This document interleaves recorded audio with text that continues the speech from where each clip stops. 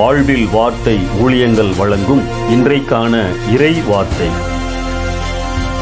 இயேசு கிறிஸ்துவின் இணையற்ற நாமத்திலே இந்த காலை வேளையிலே மகிழ்ச்சியோடு உங்களை வாழ்த்துகிறேன். நம் ஆண்டவர் தருகின்ற சமாதானமும் சந்தோஷமும் இன்றைக்கு உங்கள் வாழ்க்கையிலே நிறைவாய் காணப்படுவதாக.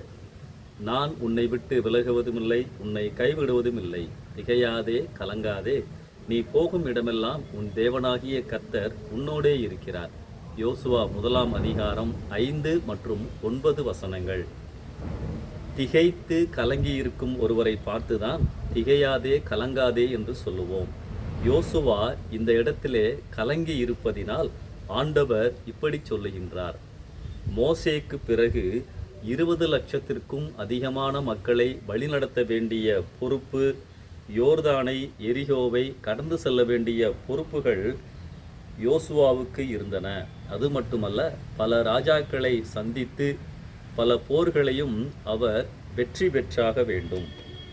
புதிய பொறுப்பு, புதிய சூழல், புதிய பாதை. இப்படிப்பட்ட நிலையில் யோசுவா இருந்த பொழுதுதான் இந்த வார்த்தைகள் ஆண்டவரிடமிருந்து யோசுவாவிற்கு வருகின்றது. இந்த 5, 9 வசனங்களுக்கு நடுவில் 7-8 வசனங்கள் ஆண்டவர் யோசுவாவிடம் ஒரு முக்கியமான செய்தியை சொல்கிறார். என்ன சொல்லுகிறார்? வேத வசனங்களை வாசி, தியானி, அதை விட்டு பிரியாதே, அப்பொழுது உன் வழியை வாய்க்க பண்ணுவாய், வெற்றி பெறுவாய். அன்பானவர்களே, இங்கே ஆண்டவர் சொல்லுகின்ற செய்தி இதுதான்.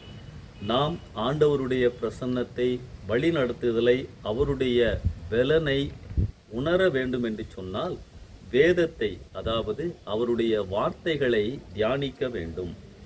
உம்முடைய வசனம் என் கால்களுக்கு தீபமும் என் பாதைக்கு வெளிச்சமுமாய் இருக்கிறது. உம்முடைய வேதத்தை நேசிக்கிறவர்களுக்கு மிகுந்த சமாதானம் உண்டு, அவர்களுக்கு இடரல் இல்லை.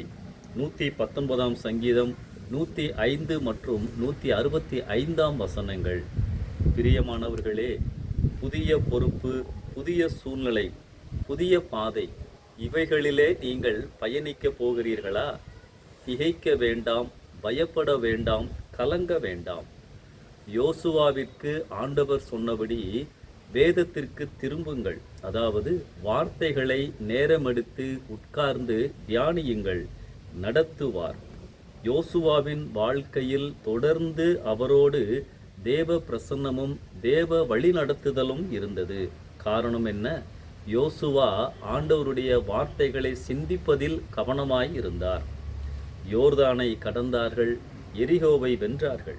அன்பானவர்களே, யோசுவாவின் தேவன் உங்களுடைய தேவன். கடக்க முடியாத பாதைகளை கடக்க வைப்பார், தடைகளை உடைப்பார். ஏனென்றால் அவருடைய வார்த்தையில் வல்லமை உண்டு. இந்த சிந்தனையோடு இந்த நாளை ஆரம்பிப்போம். கர்த்தர் உங்களை ஆசீர்வதிப்பாராக. ஆமென்.